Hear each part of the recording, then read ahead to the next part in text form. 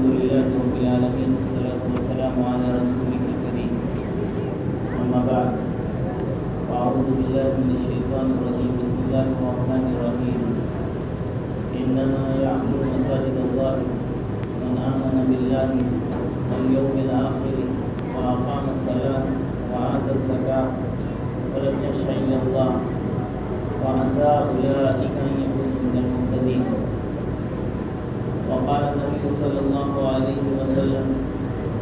أحب البلاد إلى الله وأحب الأماكن إلى الله مساجدها وأبغض الأماكن إلى الله أسواقها. پیچھے بیٹھ گئے کیا؟ پیچھے کی سب سے پیچھے اور باتیں نہ کرنا ہے نا کرو گی.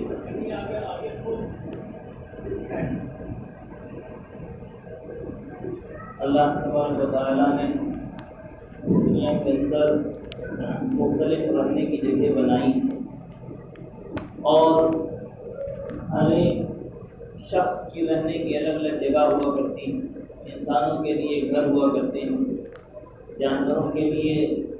مختلف ان کے رہنے کی جگہیں ہیں، چڑیوں کے لیے پیڑ ہیں، شیر کے لیے ماند ہیں، غبا ہیں. ہر ایک کی اپنی اپنی سکون اور آرام کرنے کی ایک جگہ ہے، اطمینان حاصل کرنے کی ایک جگہ ہے. مومن کے لیے اللہ تبارک و تعالیٰ نے اگر کوئی سکون کی جگہ بنائی، اطمینان کی جگہ بنائی اور ایسی جگہ بنائی ہے جہاں اس کو راحت حاصل ہوتی ہے، وہ اس کے لیے مساجد ہے. مساجد کو اللہ تبارک و تعالیٰ نے مومن کے لیے سکون و اطمینان کا ایک ذریعہ بنایا اور مسجدوں کو آباد کرنا اور مسجدوں کو آباد کرنے والا اگر کسی کو کہا ہے تو وہ ایمان والوں کو کہا ہے.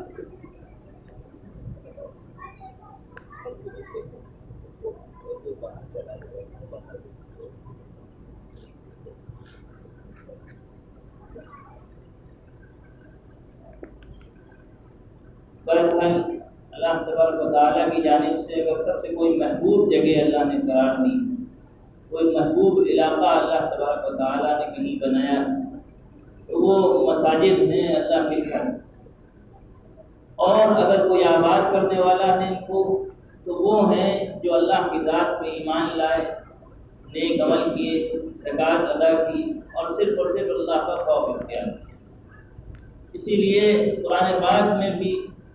اللہ تبارک و تعالیٰ نے فرمایا انما یعمر مساجد اللہ من آمن باللہ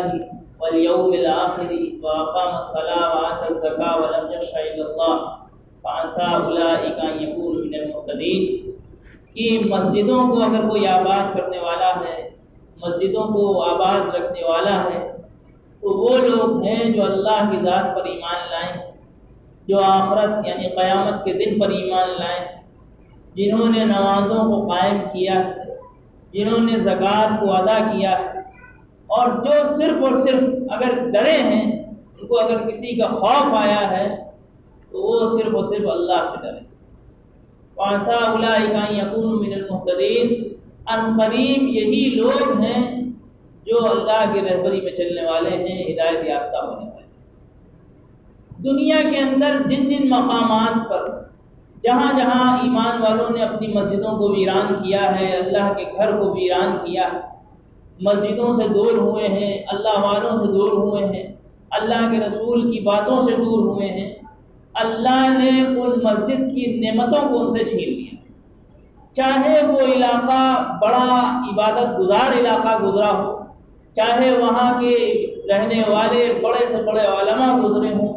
چاہے اس علاقے پہ 13 سال بیک وقت کتابیں لکھی گئی ہوں روزہ رکھ کر، چاہے بیک وقت وہاں پر ہزاروں لوگوں نے اللہ کے رسول صلی اللہ علیہ وسلم کی کتاب جو حدیث شریف ہے اور بخاری شریف ہے اس کتاب سے روایتیں اور حدیثیں سنی ہوں، جب اس علاقے کے لوگوں نے اللہ کے گھروں کو ویران کر دیا، اللہ نے انہی علاقوں کی جگہوں کو، چاہے وہ مسجد ہوں چاہے وہ دینی مراکز ہوں، دین کی جو جگہ تھی جہاں پہ دینی کام ہوا کرتے تھے، جب ایمان والوں نے ان تمام چیزوں کو فراموش کر دیا، اللہ نے ان کو جوئیں کا اڈا، سنیما گھر کا اڈا، عیش پرستی کا اڈا اللہ نے بنا دیا۔ اللہ کی طرف سے پکڑ کے عذاب کے سخت فیصلے اللہ کی طرف سے مسلط ہوئے۔ چاہے آپ بغداد کے علاقے میں دیکھیں، چاہے آپ بخارا کے علاقے میں، حضرت امام بخاری رحمۃ اللہ علیہ نے بخاری شریف لکھی، اور اس بخاری شریف کا کئی سال آپ نے درس دیا، سبق دیا، ہزاروں لوگوں نے آپ کے سامنے بیٹھ کر اللہ کے رسول صلی اللہ علیہ وسلم کی کتاب بخاری شریف کو پڑھا، سنا۔ لیکن اس علاقے میں جب بعد کے زمانے میں اللہ کے ولی جو تھے جب وہ چلے گئے اور بعد کے ایمان والوں نے اللہ کے گھر سے اپنا تعلق توڑ لیا، اللہ کے رسول صلی اللہ علیہ وسلم کی باتوں اور اللہ کے رسول صلی اللہ علیہ وسلم کی شریعت سے اپنا تعلق دھیرے دھیرے ختم کر لیا، اللہ نے اسی گھر کو جہاں پہ کتاب پڑھی جا رہی ہے، ہزاروں لوگ آپ کی روایات سنا کرتے تھے، اسی علاقے کو سینما گھر میں تبدیل کر دیا۔ علامہ مرغنانی رحمۃ اللہ علیہ بہت بڑے عالم ہیں، ہدایہ نام کی کتاب لکھی ہے۔ اللہ نے وہ کام لیا ہے جو بڑے بڑے علماء نہیں انجام دے سکتے۔ علامہ انور شاہ کشمیری رحمۃ اللہ علیہ لکھتے ہیں کہ میں نے ہر کتاب کا جواب لکھا ہے، لیکن یہ ہدایہ ایسی کتاب ہے جس کا میں جواب لکھنے سے قاصر ہوں، کمتر ہوں۔ اس کتاب کو لکھنے میں علامہ مرغنانی رحمۃ اللہ علیہ نے 13 سال لگائے، اور 13 سال مسلسل اس کتاب کو لکھنے کے لیے آپ نے روزے رکھے، اور روزے رکھ کے آپ نے اس کتاب کو لکھنے کو انجام دیا۔ اللہ تعالیٰ نے وہ کام لیا جو بڑے بڑے لوگوں سے کام نہیں لیا، لیکن بعد کے زمانے میں جس علاقے میں جس جگہ پہ یہ کتاب لکھی، بعد کے نااہل لوگوں نے جب اس علاقے کو اللہ کے دین کے ساتھ ویران کر دیا، اللہ کے کلمے کے سے ویران کر دیا، اللہ کی مساجد ان گھروں میں داخل ہونا اور اس میں اپنا وقت دینا کم کر دیا، ختم کر دیا، اللہ نے اس علاقے کو جوئیں کا اڈا بنا دیا۔ اس لیے مومن اگر حقیقت میں ہے تو اس کا گھر اگر کوئی سکون اور راحت کی اگر اس کے لیے کوئی جگہ ہے تو وہ مسجدیں ہوا کرتی ہیں۔ اسی لیے اللہ کے رسول صلی اللہ علیہ وسلم کے صحابی حضرت ابن عباس رضی اللہ عنہما سے روایت ہے، غالباً ابن عباس یا عباس رضی اللہ عنہ، آپ نے فرمایا ان المساجد بیوت اللہ فی الارض، یہ مسجدیں زمین میں اللہ کے گھر ہیں، تضیء لاہل السماء، یہ آسمانوں کے لیے ایسے ہی چمکتے ہیں، کما تضیء النجوم السماء لاہل الارض، جیسے کہ آسمان کے ستارے زمین والوں کے لیے چمکتے ہیں۔ اور اللہ کے رسول صلی اللہ علیہ وسلم کی روایت ہے کہ اگر سب سے بہترین کوئی جگہ ہے، سب سے عمدہ اور محبوب کوئی جگہ اللہ کے یہاں ہے، احب الاماکن عند اللہ مساجدها، وہ اللہ کے گھر ہیں، مسجدیں، وابغض الاماکن عند اللہ اسواقها، اور سب سے بدترین کوئی جگہ ہے، بدترین کوئی علاقہ ہے اور وقت کو ضائع کرنے کی کوئی جگہ ہے تو وہ بازار۔ بازار وقت کاٹنے کی جگہ نہیں ہے، بلکہ بازار ضرورت کو پورا کرنے کی جگہ۔ اور ہم نے اس دور میں چائے کے اڈوں کو، مختلف جگہوں کو، پان کی دکانوں کو اور مختلف جگہوں کو، بازار کی دکانوں کو ہم نے اپنے وقت کاٹنے کا مشغلہ بنایا، اور مسجد میں ایمان والے کی کیفیت یہ ہو گئی ہے کہ بالکل جیسے لگتا ہے کسی باہر کے ایسے شخص کو لا دیا گیا ہے کہ اس کو گیا کہ مچھلی کو پانی سے باہر نکال لیا۔ حالانکہ مومن کی یہ مثال ہے کہ مسجد اس کے لیے مچھلی کے پانی کی طرح، مچھلی کے لیے پانی کی طرح، اور اس نے الٹی مثال قائم کر دی کہ بازاروں کو اس نے اپنے لیے سمندر اور مچھلی پانی بنا لیا، اور مسجد کو اس نے کھلا ہوا جگہ بنا لی، اور یہ جگہ بنا لی کہ مچھلی بالکل مر جا رہی ہے، گڑ گڑا جا رہی ہے، پریشان ہو جائے۔ حتیٰ کہ آپ دیکھیں کہ جس کو ہم امام سمجھتے ہیں، امام صاحب سمجھتے ہیں، اور امام کہتے ہیں قائد کو، رہبر کو، اسکالر کو، جو آپ کی قیادت کرے، اس امام کے پیچھے نماز پڑھتے ہیں، اگر امام صاحب سے بھی اگر 3-4 منٹ خطبے میں دیری ہو جائے، بیان میں دیری ہو جائے، نماز میں دیری ہو جائے، تو دل اور آنکھیں، دل تو کہیں اور ملوث ہو جاتا ہے، آنکھیں گھڑیوں کی طرف ٹک جاتی، معلوم ہوا دل بے نور ہو چکا، خیر کی بات اس میں اثر نہیں کرتی۔ اور اگر بازار میں بیٹھا ہو، چاہے کی جگہ پہ بیٹھا ہو یا کسی سے مل گیا ہو، تو گھنٹہ اس کے ساتھ کھڑے ہو کے وقت بتا سکتا ہے، لگا سکتا ہے، باتیں کر سکتا ہے، لیکن اللہ کے رسول صلی اللہ علیہ وسلم نے جس کو محبوب فرمایا، محبوب جگہ فرمایا، اللہ کے یہاں جو محبوب ہے اس جگہ میں اس کو تکلیف ہو رہی ہے، الجھن ہو رہی ہے، اور شریعت کی بات سننے میں بھی تکلیف۔ حالانکہ مساجد کے اندر اللہ کے رسول صلی اللہ علیہ وسلم کے زمانے میں ہر قسم کی تعلیم دی جاتی تھی، چاہے وہ جنگی تعلیم ہو، چاہے وہ دنیاوی کسی اعتبار سے دنیاوی معاملات کی تعلیم ہو، چاہے وہ دینی علوم، دینی سبجیکٹس کی تعلیم، ہر تعلیم دی جاتی تھی۔ اور دنیا کا جو ہر سسٹم ہے، چاہے وہ اکنامی سسٹم ہو، چاہے وہ معاملات کا سسٹم ہو، لین دین کا سسٹم ہو، اور جو بھی کمرشل سسٹم ہو، اور تمام قسم کے سسٹم اس میں سمجھائے جاتے تھے کہ تمہیں زندگی کیسے گزارے۔ اور ہم اپنی مساجد کو ویران کر کے برے رمضان میں، شروع رمضان میں مساجد بڑی آباد، بعد میں زمانہ یہ آیا کہ دھیرے دھیرے جوش کم ہو گیا، اور ختم ہونے کے بعد ہم بازاروں کی زینت بن گئے، مسجد کی زینت نہیں بن گئی۔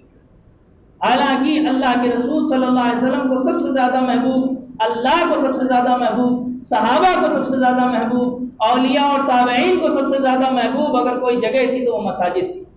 اور ہم اپنے فیصلے، لڑائی جھگڑے اور تمام قسموں کے مسئلے کے حل بھی اگر ہم کرا رہے ہیں تو ان جگہوں پہ جا رہے ہیں جن کو خود اپنے فیصلے کرنے کی طاقت و حیثیت و علم نہیں۔ ہم ان مقامات پر اپنے فیصلوں کا حل کر رہے ہیں، مساجد اور اللہ کے نائب جو علماء ہیں ان کے پاس اپنے مسئلوں کو نہیں رکھتے۔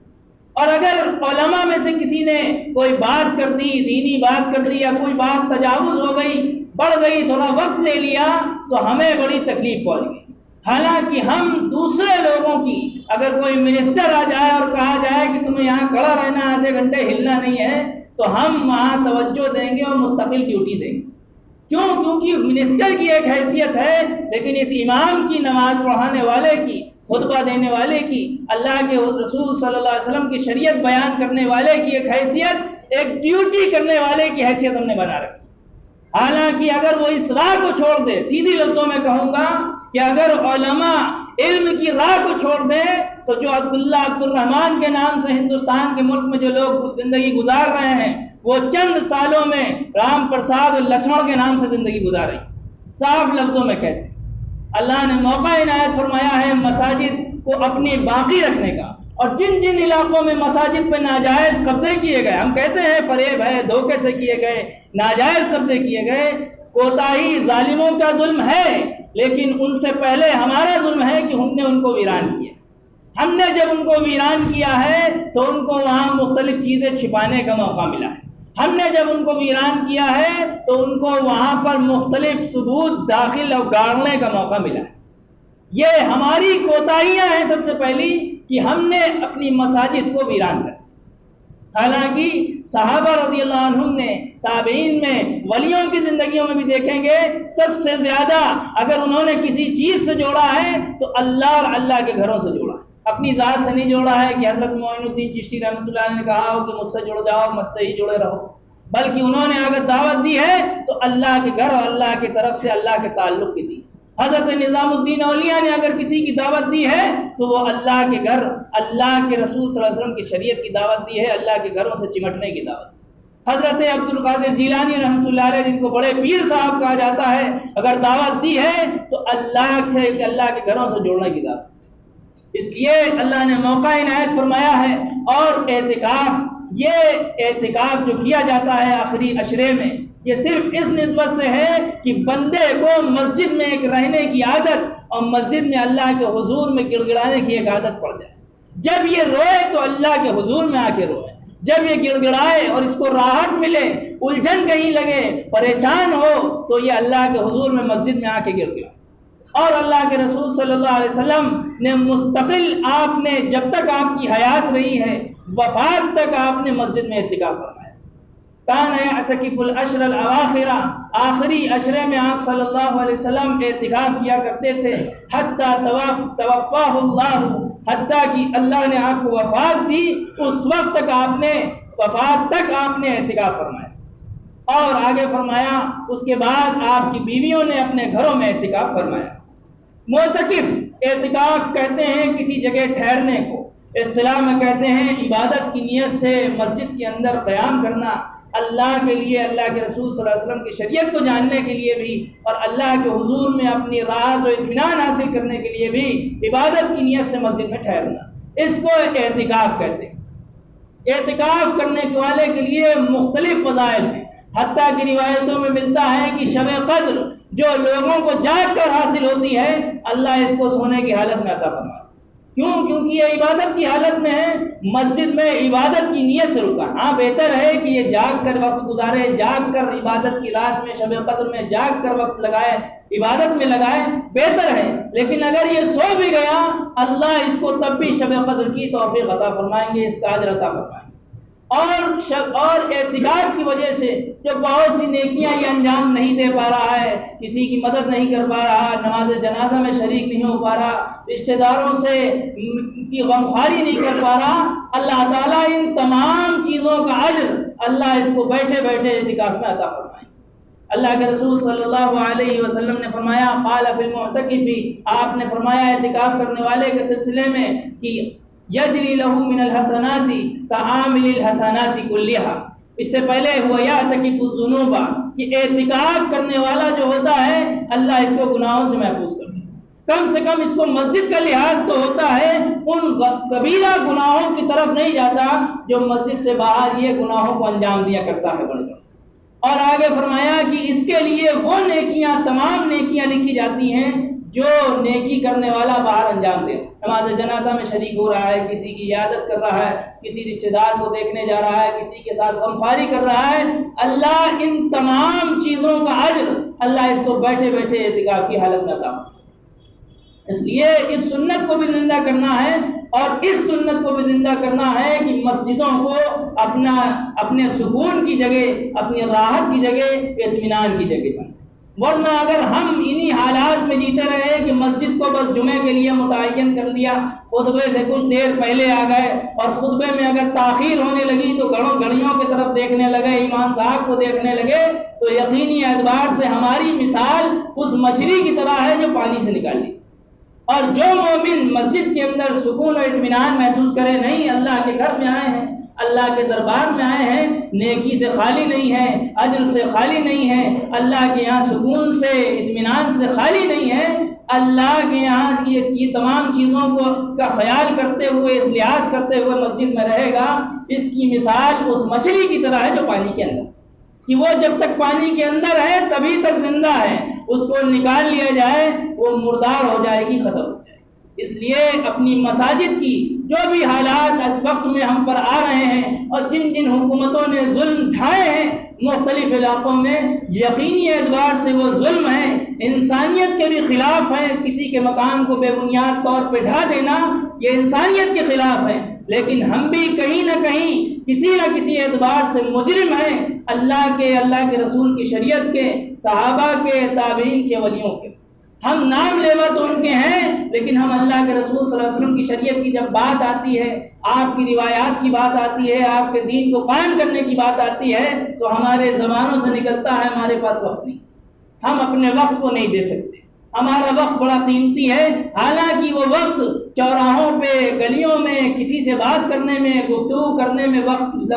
لمبا طور پہ گزرتا جا رہا ہے، لیکن اس کو احساس نہیں۔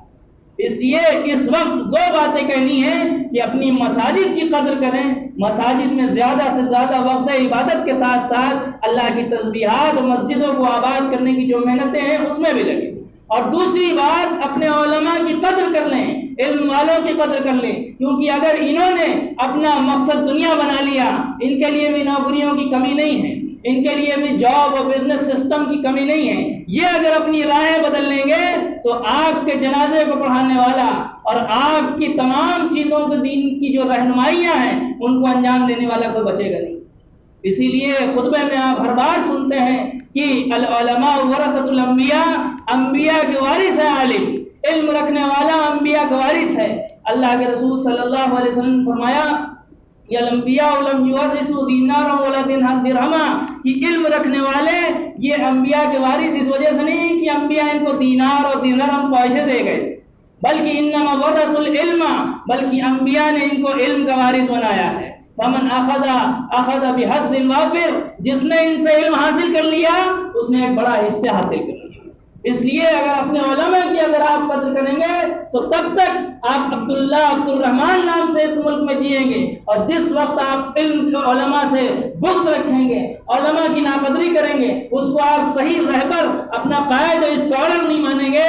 آپ یہ بات جان لیں کہ جو حدیث میں آیا ہے کہ علم اٹھا لیا جائے گا، علم اٹھانے سے مراد قرآن نہیں اٹھا لیا جائے گا کہ آپ کے قرآن مسجد میں رکھے ہیں اٹھا لیے گئے سب غائب ہو گئے،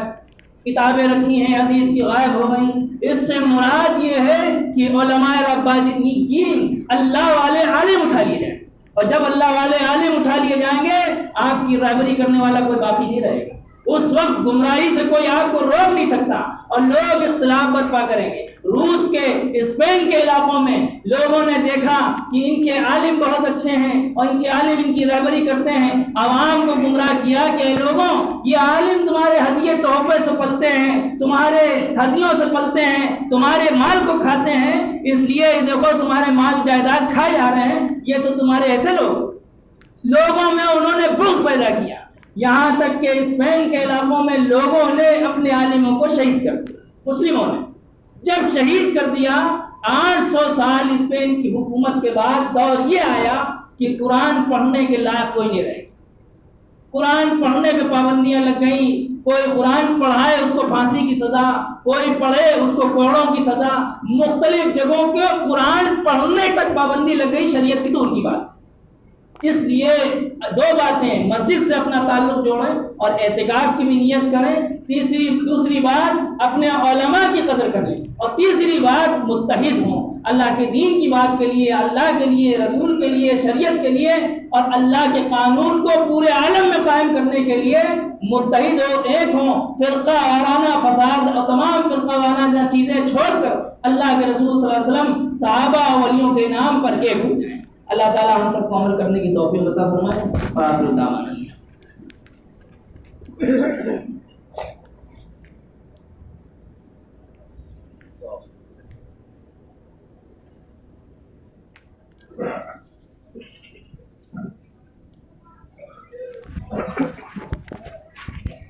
نماز وقت نماز پڑھا پڑھانے جا رہے ہیں، یہ بات تو ہم کوئی کام ابھی سب سے پڑھو، ہم وہاں آئے جنازے، ٹھیک ہے ساری سب سے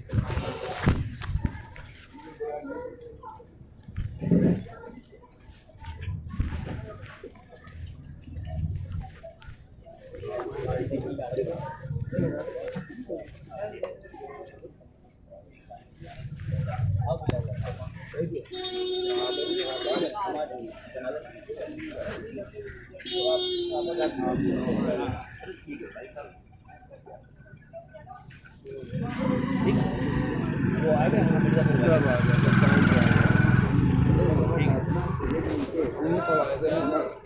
نماز پڑھا